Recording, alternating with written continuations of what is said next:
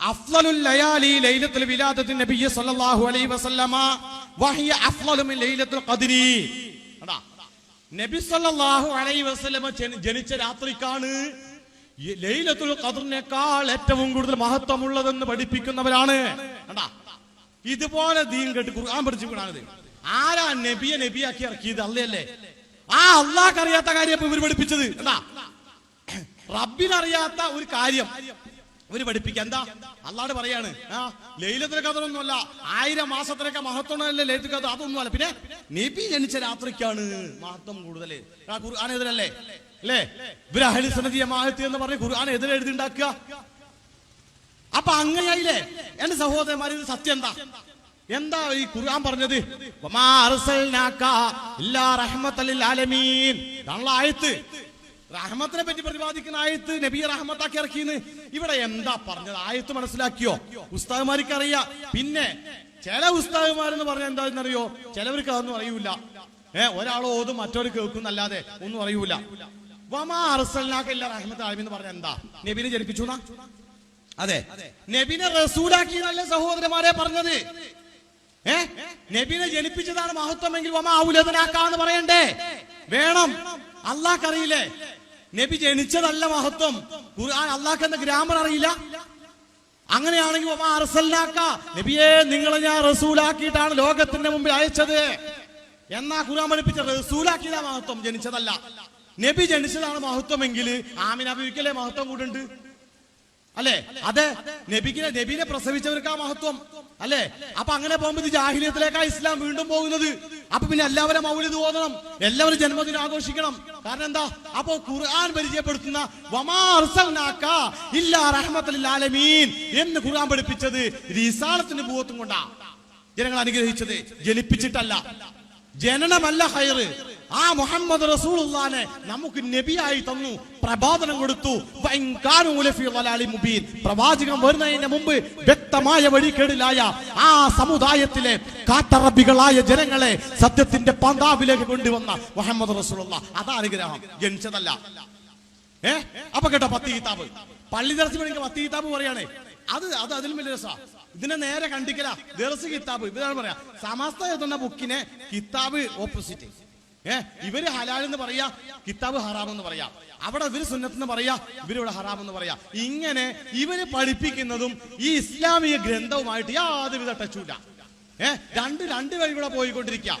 അപ്പൊ ഇതിനെ മനസ്സിലാക്കുക, ഇത് ദീൻ പഠിപ്പിക്കാൻ വേണ്ടിയല്ല എന്ന്. അപ്പൊ കേട്ടോ, കിതാബുൽ ഇഅ്തികാഫി മുത്തഫ നൂറുൽ അബ്സാറിലാണ് ഇത് പറഞ്ഞത് കേട്ടാ. എന്നിട്ട് പറയുന്നു, ഹാദിഹിൽ ഫളീലത്തു വഫീ റമളാൻ അഖദു ലിതലബി ലൈലത്തുൽ ഖദ്രി വഹിയ അഫ്ളലുൽ ലയാലി ഫിസ് സനതി ഖസല്ലാഹു തആല ഹാദിഹിൽ ഉമ്മത ബിഹാ വഹിയ ബാഖിയത്തു ഇലാ യൗമിൽ ഖിയാമ. അല്ലാഹു സുബ്ഹാനഹു വ തആല അവന്റെ ഉമ്മത്തികൾക്ക് പ്രത്യേകമായി കൊടുത്ത രാത്രിയാണ് ലൈലത്തുൽ ഖദ്ർ. കൊല്ലങ്ങളിൽ വെച്ച് ഏറ്റവും മഹത്വമുള്ളത് ഏക ഒരുപറ്റ രാത്രി. കൊല്ലങ്ങളിൽ വെച്ചിട്ടേ ഏറ്റവും നല്ല രാത്രി ഏതാ? ലൈലത്തുൽ ഖദ്റാന്നാ ഈ നൂറുൽ അബ്സാർ പറയുന്നത്. സമസ്ത പറയുന്നത് നബി ജനിച്ച രാത്രിയാണെന്നാ. അപ്പൊ തന്നെ വെട്ടിമുറിച്ചില്ലേ? അപ്പൊ കുട്ടി പഠിച്ചു, ഇനി ഉമ്മ പഠിക്കണ്ടേ? ഇനി വീട്ടിലെ ഉമ്മി മാറ്റും പഠിക്കണ്ടേ? അതിന് ഇവരെ മാസികയിൽ കൊടുത്തിരിക്കുക. കണ്ട, ഏറ്റവും മുഅല്ലിം മാസിക, ഏറ്റവും പ്രധാനപ്പെട്ട രാത്രി പ്രവാചകന്റെ രാത്രി തന്നെ. പിന്നെ ലൈലത്തുൽ ഖദ്ർ കണ്ട, രണ്ടാം സ്ഥാനം ലൈലത്തുൽ ഖദ്ർ. പിന്നെ ഇസ്രാ, അറഫ രാത്രി, വെള്ളിയാഴ്ച രാത്രി, ശൈബാന്റെ 15 രാത്രി, പെരുന്നാൾ രാത്രി എന്നിങ്ങനെയാണ്. കിതാബു ജമൽ 3:344.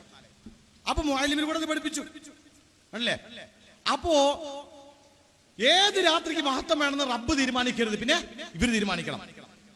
ഈ ഒരു അവസ്ഥയിലേക്ക് എത്തി കണ്ട. അപ്പൊ ലോകത്തിന് വേറെ ഒരു റബ്ബിനെ പരിചയപ്പെടുത്തുക, ഇങ്ങനെ ഒരു റബ്ബുണ്ട് എന്ന് പരിചയപ്പെടുത്തുക. അത് കഴിഞ്ഞു. അടുത്തത്, നബി സല്ലല്ലാഹു അലൈഹി വസല്ലം ജനിച്ചപ്പോ ഭൂമുഖത്തുള്ള ബിംബങ്ങളൊക്കെ തലകുത്തി വീണു. അതാണ് ആദ്യം ഉണ്ടായ അത്ഭുതങ്ങൾ പഠിപ്പിക്കുക കുട്ടികളെ. ഭൂമുഖത്തുള്ള ബിംബങ്ങളൊക്കെ തലകുത്തി വീണു. പിന്നെ പേർഷ്യയിലെ അനൂഷിർവാൻ ചക്രവർത്തി സിംഹാസനം പൊളിഞ്ഞുപോയി. പിന്നെ പേർഷ്യക്കാർ ആരാധിച്ച് തീ കെട്ടുപോയി. എന്താ കാരണം? ഇത് കെടാന്റെ കാരണം എന്താ? മഴ പെയ്തൊന്നുമല്ല. പിന്നെ മുഹമ്മദ് റസൂലുള്ളാഹി ജനിച്ചു. അപ്പൊ അത്ഭുതം. കഅബാലയത്തിലെ 360 വിഗ്രഹങ്ങൾ നബി ജനിച്ചത് അറിഞ്ഞില്ല. കഅബാലയത്തിൽ 360 വിഗ്രഹങ്ങൾ ഉണ്ടായിരുന്നു. മക്ക ഫതഹിന്റെ സമയത്ത് ആ വിഗ്രഹം എടുത്തു മാറ്റിയത്. ആ വിഗ്രഹത്തിന് ഒരു കേടും പറ്റിയില്ല, ആ വിഗ്രഹം തലകുത്തി മറിഞ്ഞൂല. എന്താ കാരണം? നബി ജനിച്ചത് ഈ വിഗ്രഹം അറിഞ്ഞൂല. കണ്ടാ, ഇവര് പഠിപ്പിക്കുന്ന വിഗ്രഹം തലകുത്തി വീണുന്ന. കഴപാളയത്തിന്റെ വിഗ്രഹത്തിന് വല്ല തലകുത്തി പറഞ്ഞ ഇല്ല, ആ വിഗ്രഹം ഒന്നും പറ്റിയില്ല. അപ്പൊ എന്താ? ഇത് കള്ളക്കഥ, ഇത് കള്ളക്കഥ. പിന്നെയോ ഇനി കേട്ടോ, ഈ തടാകം പറ്റിയില്ലേ, ഇതൊന്നും സമയം പോക്കല്ല. ഇവരുടെ മുഖമൂടി ഉണ്ടല്ലോ, ഈ സമുദായത്തിനെ പഠിപ്പിക്കുന്നതാണ് എന്ന് പറഞ്ഞ മുഖമൂടി, ആ കാപട്യം അതങ്ങോട്ട് കൊണ്ടുവരിക പുറത്തേക്ക്.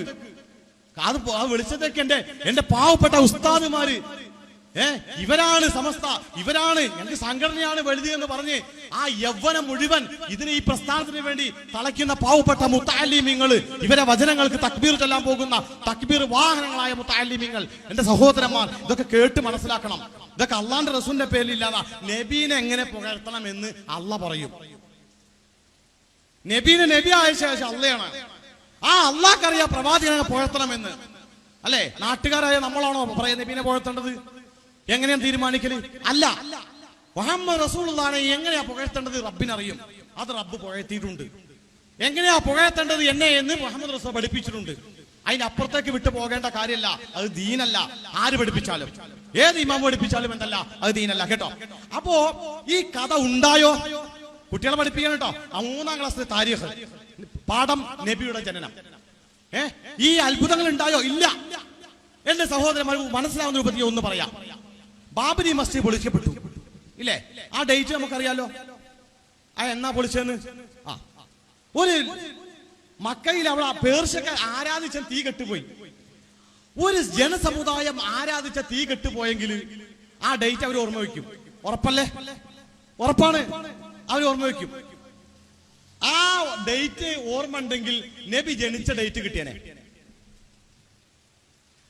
മറ്റൊന്ന്, അനൂശിർവാൻ ചക്രവർത്തി സിംഹാസനം പൊളിഞ്ഞു പോയി. ഈ സിംഹാസനം പൊളിഞ്ഞത് എന്തുകൊണ്ടാ? മുഹമ്മദ് റസൂൽ ജനിച്ചത് കൊണ്ടാണെന്നാ പറഞ്ഞത്. അങ്ങനെ ഒരു മക്ക ഫതഹ് ഉണ്ടായി, ഡേറ്റിന് മാറ്റമുണ്ടോ? ഗസ്വത്ത് ബദർ ഉണ്ടായി, ഡേറ്റിന് മാറ്റണ്ട. റമളാൻ എന്നാ ഉണ്ടായി ഫർദാക്കിയത്, ഡേറ്റിന് മാറ്റമുണ്ടോ? ഇല്ല. എന്താ നടന്നതാണ്? അനൂശിർവാൻ ചക്രവർത്തിയുടെ സിംഹാസനം പൊളിഞ്ഞു പോയി എന്നാണ്, ഡേറ്റ് ഇല്ല. ഡേറ്റ് ഉണ്ടെങ്കിൽ നബി ജനിച്ച ആ രാത്രിക്ക്, ആ നബി ദിനത്തിന് മഹത്വം, ആ ഡേറ്റ് അറിയാമായിരുന്നു. ഇന്നിപ്പോ എന്താ സ്ഥിതി? നബി എന്നാ ജനിച്ചതെന്ന് പണ്ഡിതന്മാര് തന്നെ എതിർപ്പാ. റബീഉൽ 8-ന് ജനിച്ചോ, 18-ന് ജനിച്ചോ, 12-ന് ജനിച്ചോ എന്ന അഭിപ്രായ വ്യത്യാസത്തിലാ. എന്താ കാരണം? ഈ ഒരു ചടങ്ങ് മുമ്പുണ്ടായിട്ടില്ല. അനൂശിർവാൻ ചക്രവർത്തിയുടെ സിംഹാസനം പൊളിഞ്ഞു പോയി, ആരാ ദിവസം നശിച്ചു പോയെങ്കിലേ ആ വിഭാഗം ആ ഡേറ്റ് എഴുതി വെക്കും അല്ലേ? ആ ഡേറ്റ് കിട്ടിയാൽ മതി. ഈ നബി ജനിച്ച ഡേറ്റ് കൃത്യമായനെ ഈ പണ്ഡിതന്മാർക്ക് അഭിപ്രായ വ്യത്യാസം ഉണ്ടാവൂല. ഇപ്പൊ നബിയുടെ ജനിച്ച ഡേറ്റ് എന്നാന്ന് ഇവർക്കും അറിയില്ല. ഏകദേശം റബീഉൽ 12 പറഞ്ഞിട്ട് അത് പറയുന്നുണ്ട്.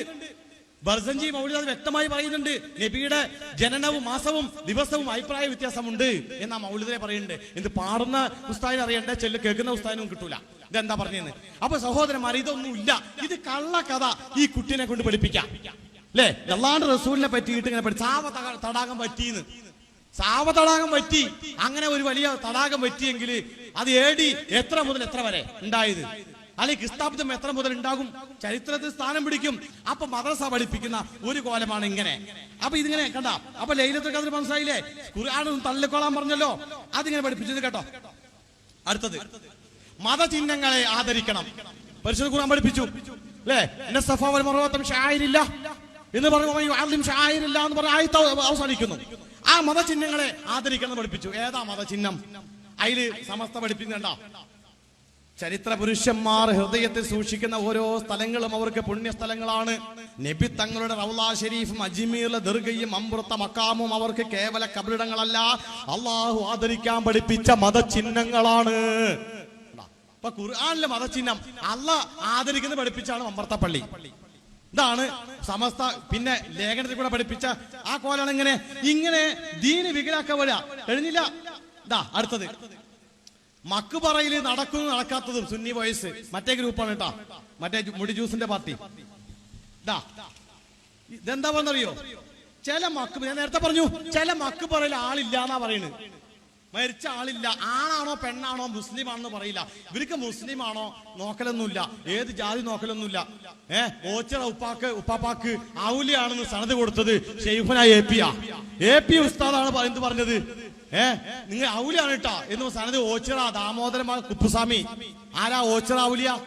ദാമോദരൻ മകൻ കുപ്പുസ്വാമി എന്ന ഔലിയുടെ പേര്. അവിടെ റോട്ടിൽ ഇങ്ങനെ ഇരിക്കും,